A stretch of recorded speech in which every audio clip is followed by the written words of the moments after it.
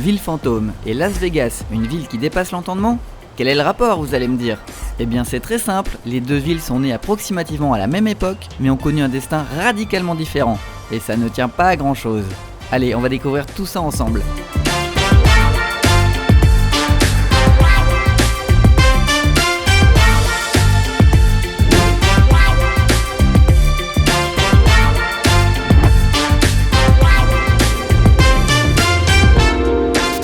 Tout de suite avec Body, l'une des ghost towns les mieux conservées de tout l'Ouest américain. Body a été fondée en 1859 grâce à la découverte d'un gisement d'or. Au début, il n'y avait que quelques centaines de personnes qui y habitaient, mais avec la folie de la ruée vers l'or, 20 ans plus tard, Body était devenue la deuxième plus grande ville de Californie, juste après San Francisco, avec plus de 10 000 habitants. Et malheureusement, aujourd'hui, il ne reste plus que 5% des habitations. Voyez plutôt à quoi ça ressemblait en 1880. Il y avait plus de 2000 bâtiments avec des banques, des églises, un chemin de fer, des journaux locaux et 65 saloons. Alors pourquoi Body n'a pas eu le même essor que Las Vegas?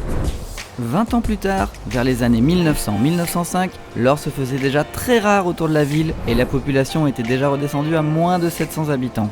La plupart des habitants partaient vers l'Arizona ou le Montana à la recherche d'autres gisements. La population n'a cessé de décroître jusqu'en 1932 lorsqu'un incendie ravagea 90% de la ville.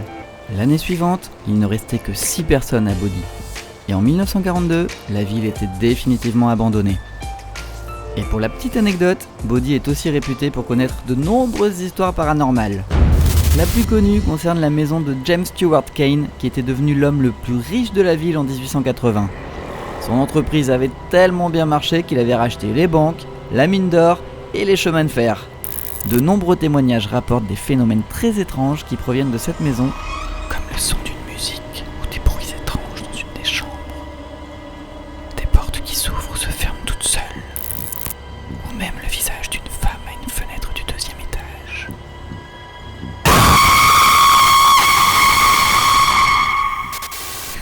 Désolé, c'était trop tentant. Bon, promis, je leur fais plus de la vidéo. Enfin bref, tout ça, c'est des légendes urbaines. Ce qui est sûr, c'est que Body est désormais une ville fantôme perdue au milieu de nulle part en pleine Sierra Nevada. Et les efforts qui ont été fournis pour conserver les derniers bâtiments tels qu'ils étaient à la fin des années 40 font qu'à eux seuls, c'est vraiment une visite qui vaut clairement le détour. C'est l'une des villes fantômes les plus authentiques de l'Ouest américain.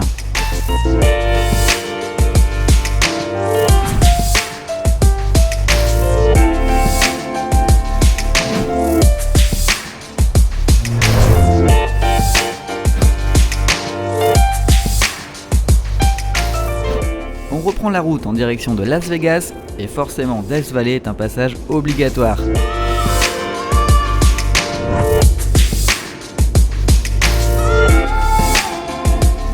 La route est très longue, alors des petits arrêts s'imposent.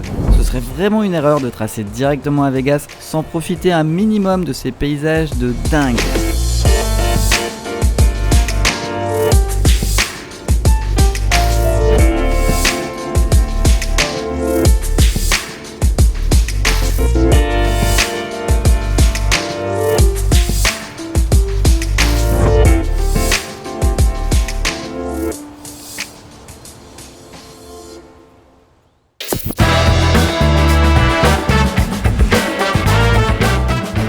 Cherchez pas plus loin, une fois arrivé à Vegas, c'est sur le Strip que ça se passe, la fameuse rue centrale où se trouvent tous les hôtels et les casinos. Mais Las Vegas, ça s'apprécie la nuit. Voilà. Là, on va pouvoir s'amuser maintenant.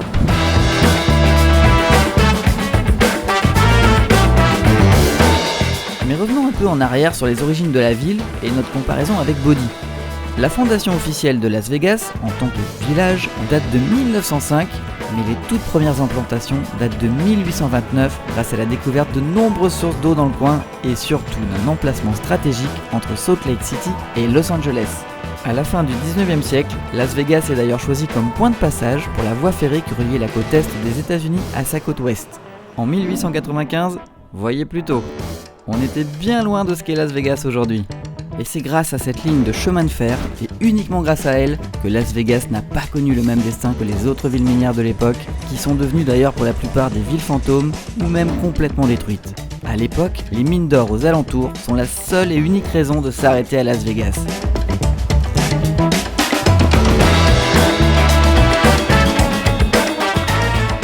Mais l'histoire ne s'arrête pas là pour Las Vegas. En 1911, Las Vegas ne compte que 2000 habitants. Et en 1931, le destin de Las Vegas va prendre un tournant radical pour ces années à venir grâce à l'abolition de l'interdiction des jeux d'argent dans le Nevada.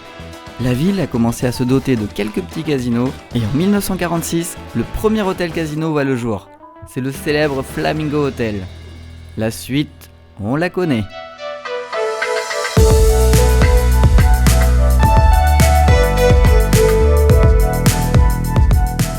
Aujourd'hui, Las Vegas c'est plus de 600 000 habitants. Et la ville va toujours plus loin dans la démesure. Alors voici un petit florilège des hôtels casinos, tous plus dingues les uns que les autres. L'hôtel The Venetian est le deuxième plus grand hôtel du monde avec plus de 7000 chambres sur 53 étages. Et ils ont poussé le bouchon assez loin les mecs en recréant des canaux au deuxième étage de l'hôtel.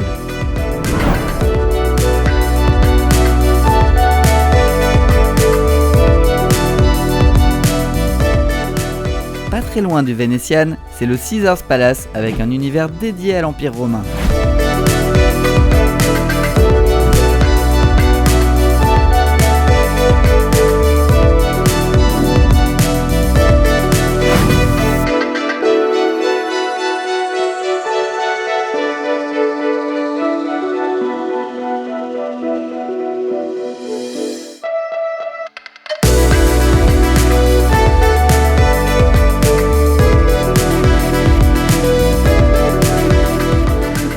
Et comme c'est la ville de tous les records, la plus grande roue du monde se trouve, roulement de tambour, à Las Vegas. Le High Roller fait quand même 167 mètres de haut, rien que ça.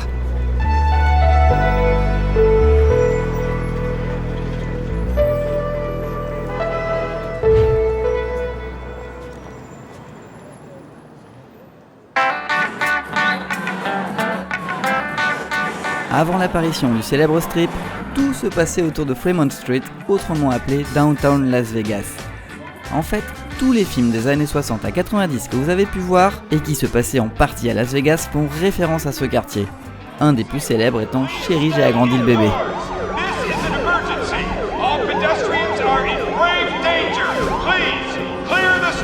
Et d'ailleurs, là aussi, ça a beaucoup changé. Voyez plutôt à quoi ça ressemblait en 1960 et en 1980.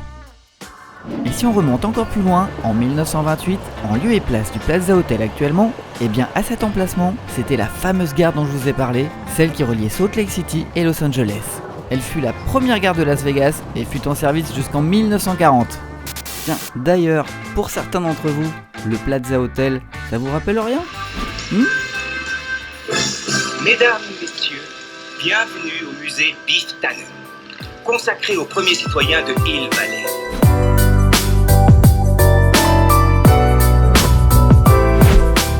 Quand on vient faire un road trip dans l'Ouest américain, c'est quand même difficile de faire l'impasse sur Las Vegas. Qu'on aime la simplicité ou pas, je pense quand même que c'est à voir au moins une fois dans sa vie. Passer d'une ville fantôme en plein désert à une ville où les néons clignotent de partout, c'est un choc que vous n'êtes pas prêt d'oublier. Et passer de New York à Paris, en passant par l'Égypte ou Venise, juste en changeant de trottoir, il n'y a qu'à Vegas qu'on peut voir ça. Alors pour votre prochain périple, quitte à voyager, autant choisir une destination qui a de la gueule. Ciao!